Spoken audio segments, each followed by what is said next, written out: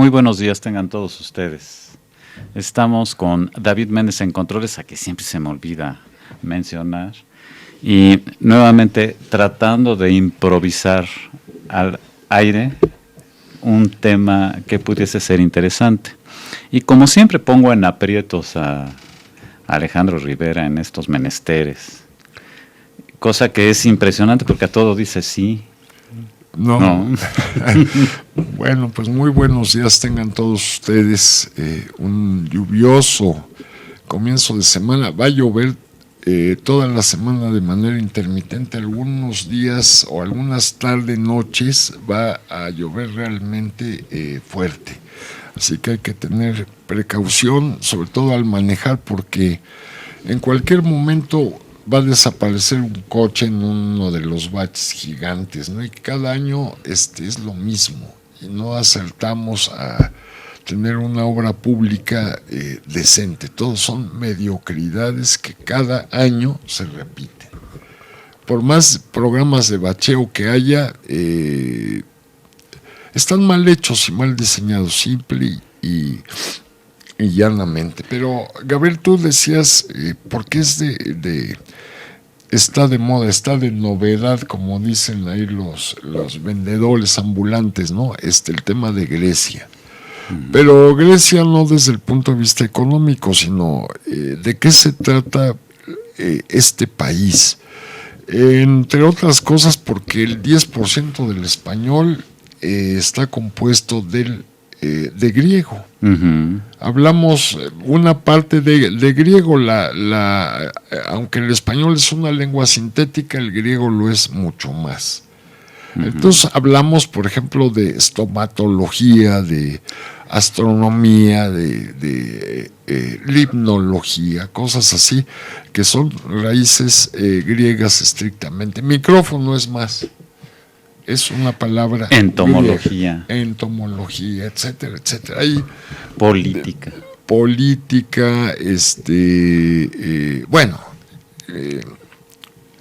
En realidad, 10% del español es griego, lo cual no es poco.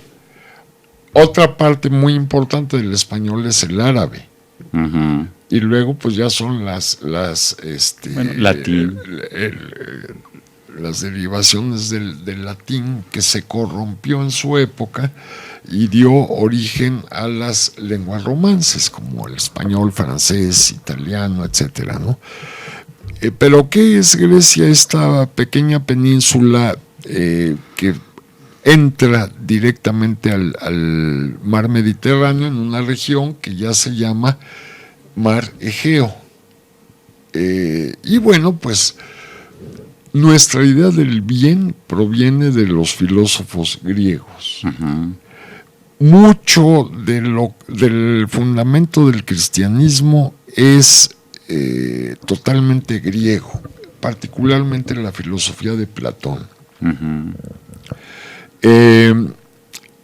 Es la confluencia entre Oriente y Occidente. Entonces Grecia no solo es importante por el problema económico que tiene ahora y que nos está afectando a nosotros terriblemente.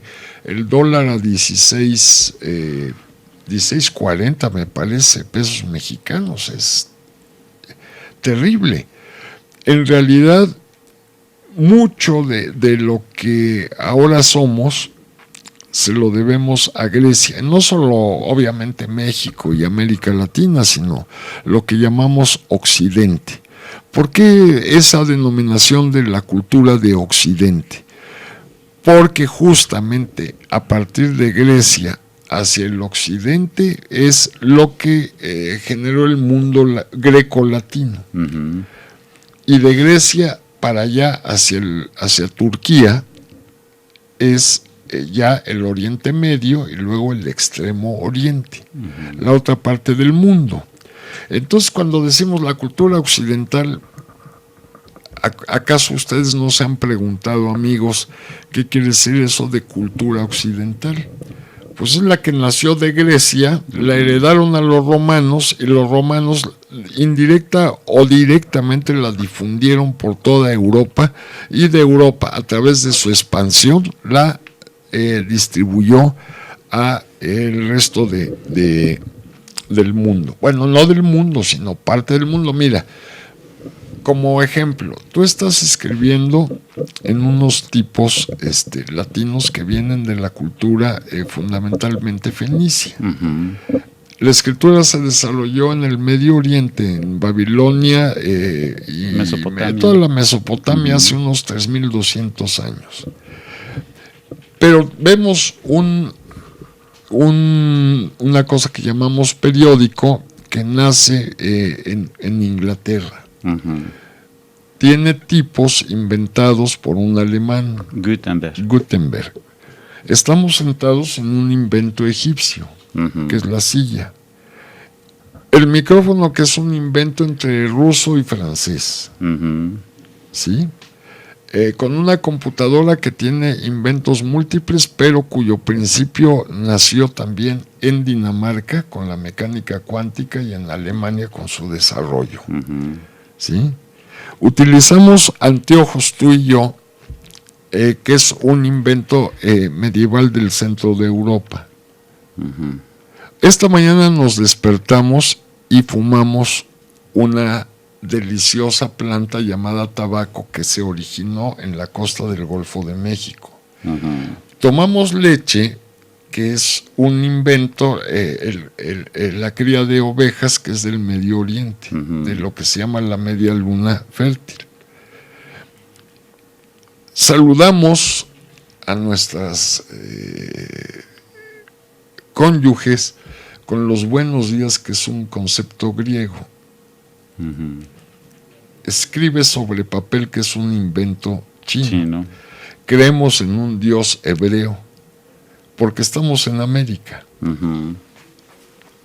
O sea, si haces todo este brinco de cosas y de inventos, te vas a dar cuenta de que hay una interrelación asombrosa, pero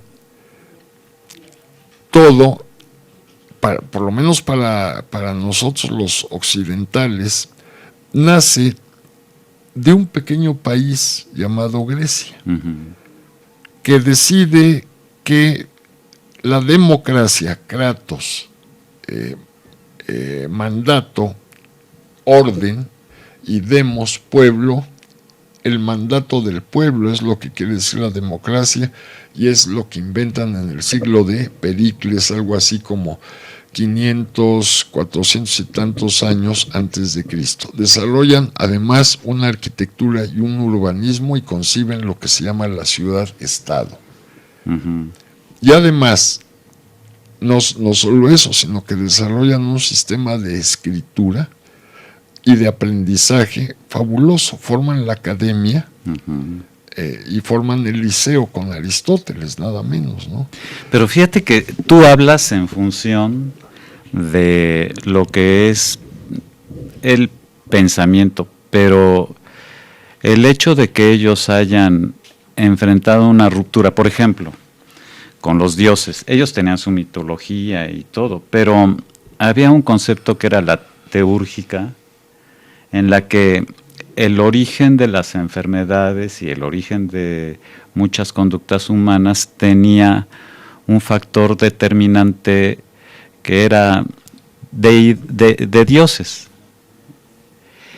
Y 5,000 años antes de Jesucristo, un individuo filósofo que se hace médico rompe con esto y trata de explicarse las enfermedades a través de fenómenos naturales. Eso fue un avance impresionante de la medicina. Pero claro, estaba basado en una consideración filosófica de que es la mente, el alma humana, el espíritu humano, el que lee la naturaleza. Pero fíjate que estos se dieron cuenta de que el alma podría haber existido, pero todo surgía a raíz de fenómenos que se encontraban en el sistema nervioso central, o sea que describieron el cerebro como el lugar donde se generaba el pensamiento, describieron las vías nerviosas de los órganos de los sentidos, el nervio óptico, el nervio auditivo. Eso fue un avance impresionante, del que en la actualidad tenemos muchos beneficios. No, pero bueno, tú hablas, claro, y justamente de la medicina griega. Y hay que mencionar a Hipócrates. Pero fíjate que Galeno.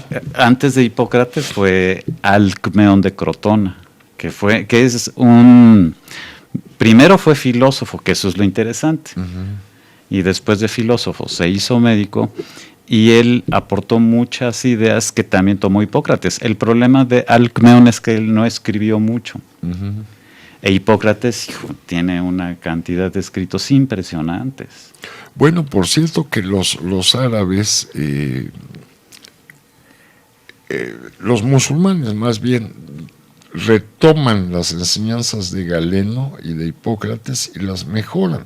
Es que Isfahan era la escuela de medicina más importante del Medio Oriente, bueno, traía hasta los occidentales. Lo que pasa es que, bueno, realmente nosotros la medicina que tenemos en este momento se la debemos a los árabes, porque cuando vino la Edad Media, en la Edad Media se dio una ruptura de todos los conceptos de pensamiento griegos para implementar la religión como base de todo. Y entonces muchos conocimientos se pudieron haber perdido, pero los árabes no, los árabes lo preservaron y ellos fueron los que nos heredaron una gran cantidad de procedimientos, por ejemplo, quirúrgicos, que es impresionante. Estos operaban cataratas. Sí, bueno, y plantas medicinales. Ibn Sina o Avicena. Cuyo nombre no puedo acordarme. Espérame, era Ali ahorita lo buscamos en San Google, es que Ibn Google Sina, hay que ponerle ya. Por ahí va, es un nombrezote, pero bueno, es Ibn Sina, el hijo de Sina, justamente. Bueno, ¿qué? David ya nos está correteando. Cuando estaba interconectando las 3 neuronas, este muchacho. Bueno, regresamos en un momento a seguir platicando de los griegos.